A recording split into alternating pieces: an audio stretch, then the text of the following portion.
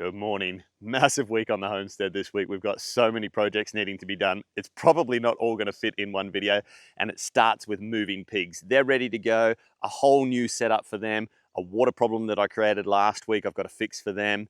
A project that we thought was going to be left until next year. We found a bargain on a little Father's Day adventure. That means we can start it this weekend. There's a brand new member of the Rustic Spirits family. There's a podcast episode to be recorded. But right now, yesterday, we went and stocked up on all of our feed supplies, so I've got a ute load of materials I need to unload.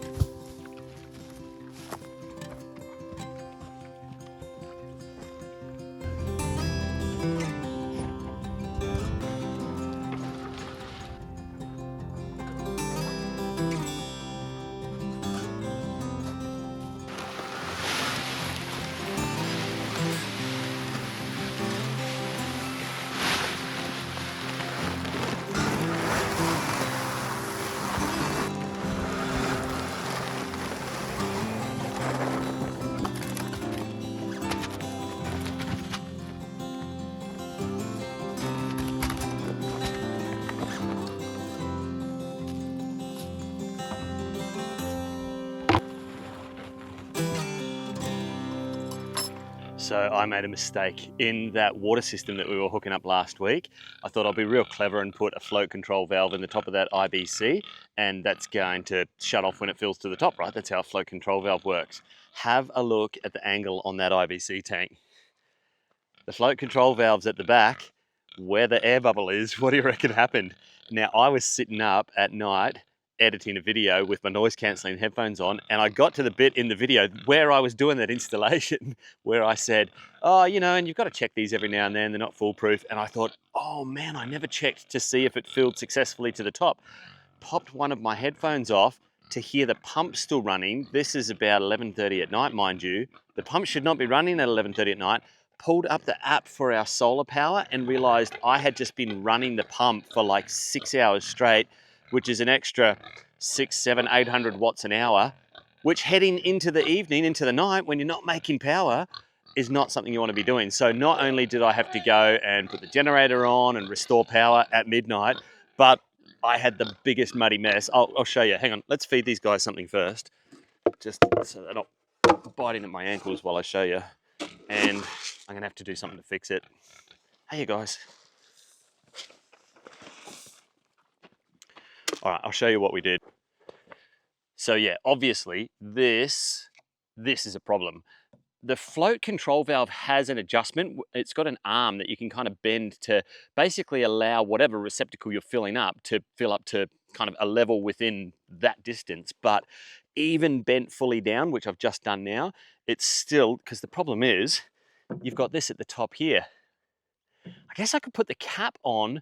My concern is, where does the air go? I'd probably have to put a T-piece on there and then an air vent pipe there. This is overflowing before the float control valve can engage. So obviously, I've got to get this on the right angle. The problem is this landscape was already on a slope, and I'd say the pigs have been undermining it. The other problem I'm having is I don't think I want this here anymore. So I've turned all that off. Over the next few days, we'll empty it, but it has given me an idea, and that is we're coming into summer, and one of the best things you can do for your pigs is to give them a wallow.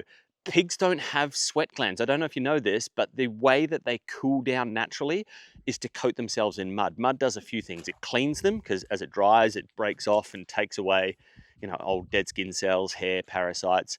It gives them a sunscreen. So, if they are in direct sun, they've got a layer of protection. But the main thing that it does, the wet mud allows them to wick heat away from their body and into the air. And so I really should give them a mud bath space or a wallow. And that there has kind of helped me to see that they're wanting that. I'll kind of condense all of their infrastructure here. It's a bit shadier here as well. And the main thing that I want to get done today is to get all of this tensioned up and looking really good using star pickets. Because what I have been doing is using these multi-posts, and multi-posts are great as intermediate posts on a line, but they're not great for corners. Can you see why? Like, they just pull over. The feet aren't deep enough, they're not strong enough, they're too flexible, they're designed to be, and they just pull over and you lose tension. So really what I want to do is at every corner, so at every corner of a lane, at every corner of this kind of common corridor that's going to run perpendicular to the lanes. So I've got a bundle of star pickets that I just picked up, and this is the opportunity to kind of rejig things because they're going to be in this space for a while now. I reckon they've got 1, 2, 3, 4, maybe 5 lanes before they get kind of too far away. I mean, they've basically been on a lane per 3 weeks. So, we're talking 3 months worth of movements. And so this top corridor here, it really should be set up to be, that I don't have to do anything further with it once it's done. So let's get you guys onto a tripod. Let's get the star picket driver out and some headphones on. I know, safety first. We'll put a podcast on and get some star pickets in the ground.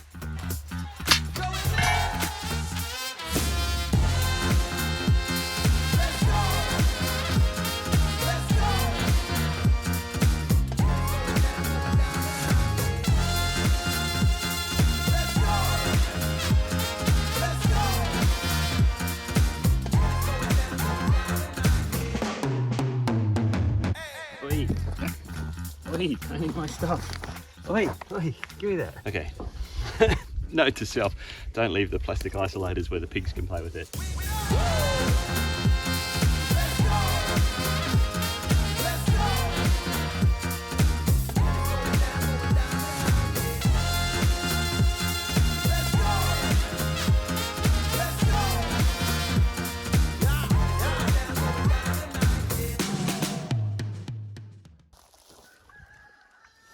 Well, we can't have that.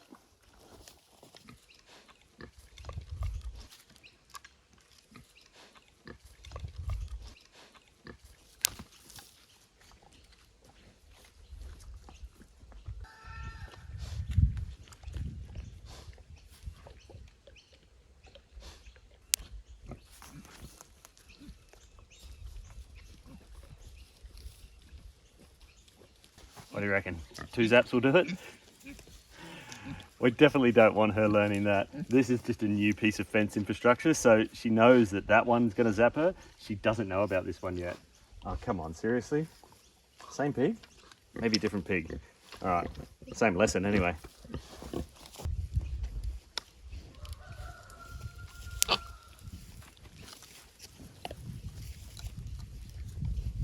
All right, hopefully that's got them because my only other choice is to work with this live, and that's going to be a pain because I'll definitely zap myself.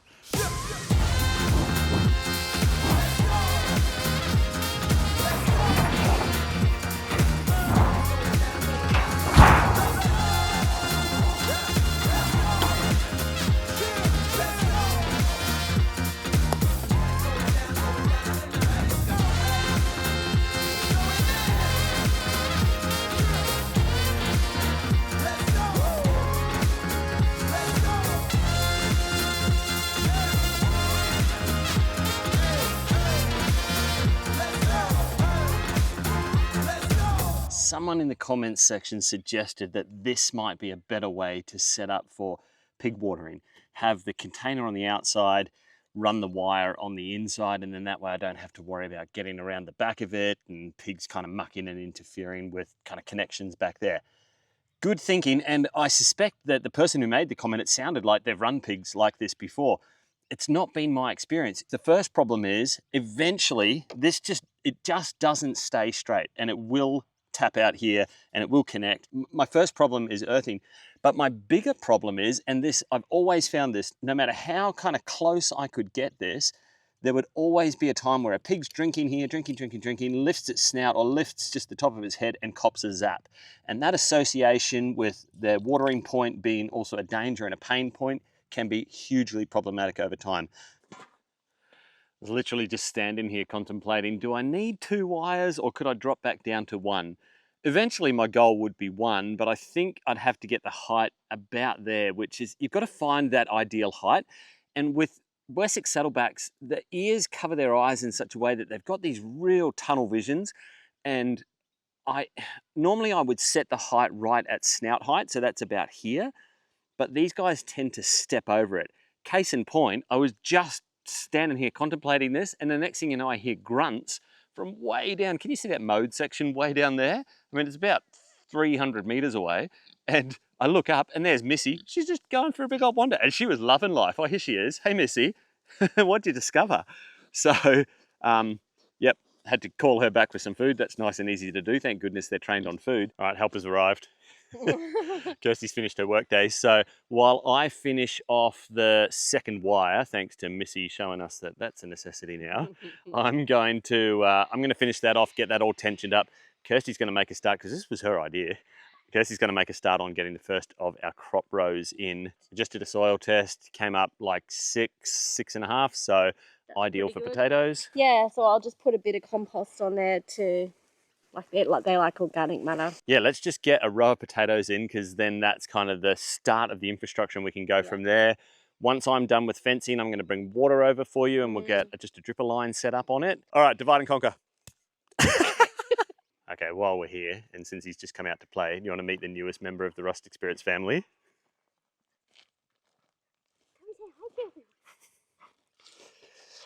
Hey! This is Teddy. Alia got a puppy. Luna and Remy are still here. And, we are definitely working out the pecking order still. And he's a little boof like all puppies are.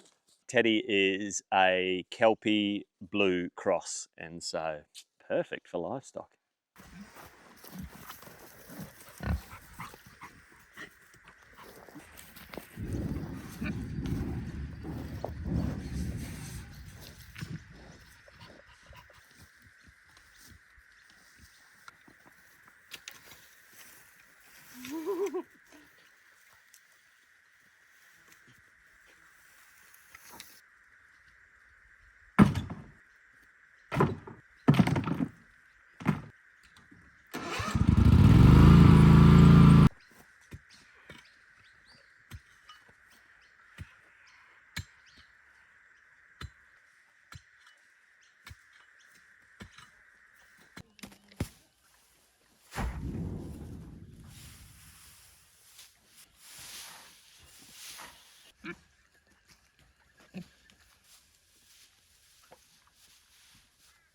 Okay, it's the next day, and I told you we wouldn't have time to get all of this done in one video, but I'll tell you where we did get up to. So, pigs are moved, they're happy as. We started the first row and discovered that the pigs haven't been digging up here quite as much as I'd hoped. Now, we definitely didn't get as much rain in this zone as we had in previous areas that they've worked, and that's going to be a big difference.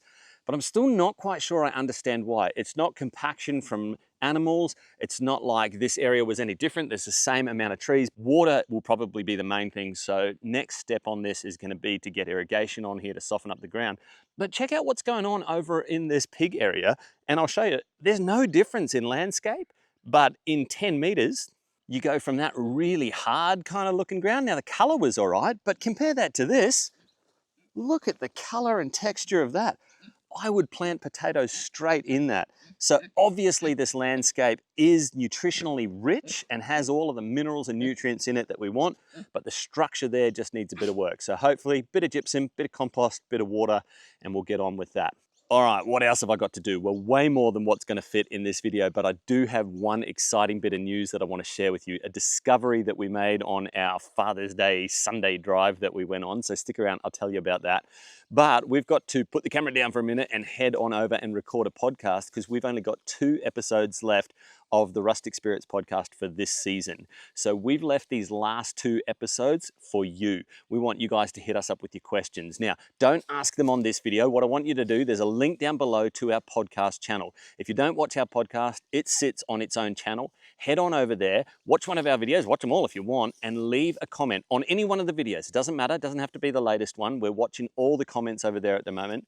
And if you've got a question that would fit a more long form discussion, anything about homesteading, off-grid living, homesteading in Australia, YouTube, solar power, livestock, all the things that we've been doing in the last year and a half, hit us up with your questions. Now's your chance. Head on over there and leave us a comment.